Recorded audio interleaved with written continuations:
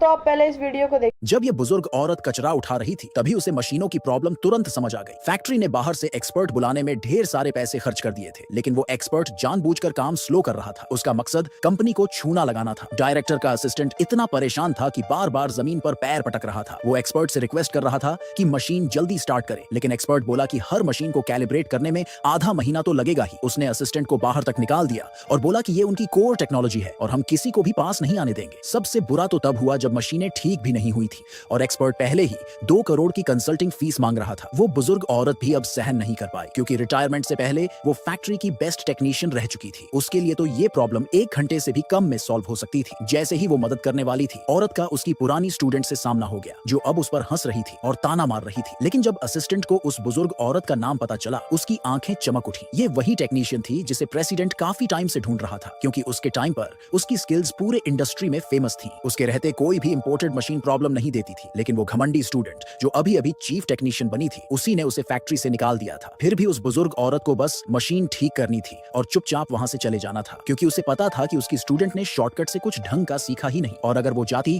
तो मशीनें जरूर फेल होती। पर स्टूडेंट को उसकी वैल्यू समझ नहीं आई और उसने उसे बहुत बदतमीजी से भगा दिया। उधर दूसरी कंपनी का प्रेसिडेंट भी बड़ी टेंशन में था। उसकी मशीनें कभी ठीक ही नहीं हो रही थी। उसे पता था कि वो विदेशी एक्सपर्ट जानबूझकर टाइम खराब कर रहा है, पर उसके पास कोई ऑप्शन नहीं था। और जो अकेली इंसान वो मशीनें ठीक कर सकती थी, वो तो राइवल फैक्ट्री में थी। जब तक उसे पता नहीं चला कि वो बुजुर्ग औरत तो पहले ही निकाल दी गई है, उसने तुरंत अपना असिस्टेंट उसे ढूंढने भेज दिया। इधर वो घमंडी स्टूडेंट एक दिन से मशीन रिपेयर कर रही थी और एक मशीन तो उसने जलाकर ही रख दी थी। बाकी भी धीरे धीरे फेल होने लगी, लेकिन उसने गलती मानने से मना कर दिया। वो बोली कि चिप्स पुराने हैं और 6 लाख के नए पार्ट्स चाहिए। उसे फर्क नहीं पड़ा, क्योंकि पैसे उसके नहीं थे। बॉस को डिलीवरी पूरी ना कर पाने का डर था, इसलिए मजबूरी में फिर से उसी एक्सपर्ट को बुलाना पड़ा। उधर वो बुजुर्ग औरत जिसे निकाल दिया गया था, अब घर भी नहीं था उसके पास। वो तो बस स्क्रैप बीन कर किसी तरह जिंदा थी। उसी दिन वो फैक्ट्री में कबाड़ उठाने आई थी और उसने देखा कैसे वो एक्सपर्ट अपनी टेक्नोलॉजी का डर दिखाकर कंपनी पर प्रेशर बना रहा है। तभी प्रेसिडेंट को रिपोर्ट मिली और वो दौड़ता हुआ आ गया। जैसे ही उसे पता चला कि यही बुजुर्ग औरत वो बेस्ट टेक्नीशियन है जिसे वो इतने टाइम से ढूंढ रहा था, उसने इमोशनल होकर उसका हाथ पकड़ लिया